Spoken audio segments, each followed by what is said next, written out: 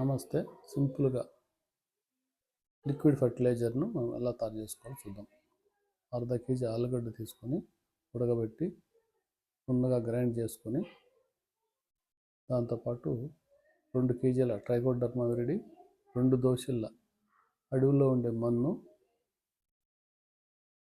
తీసుకుని, ట్రైకోడర్మా విరిడిని నున్నగా నీళ్ళలో కలుపుకొని 200 లీటర్ల నీళ్ళల్లో పోసి, ఆలుగడ్డను గ్రైండ్ చేసిన దాన్ని పోసి, దాంతోపాటు 2 దోశల మన్ను దాంట్లోకి వేసి, దాన్ని ఒక 4-5 రోజులు ఉదయం సాయంత్రం తిప్పుతూ, తర్వాత దాన్ని డ్రిప్పుల్లో కానీ లేదా పారించుకోవచ్చు. దీనివల్ల చెట్లకు బలము, కొన్ని ఫంగస్ నుండి కూడా కాపాడుతుంది.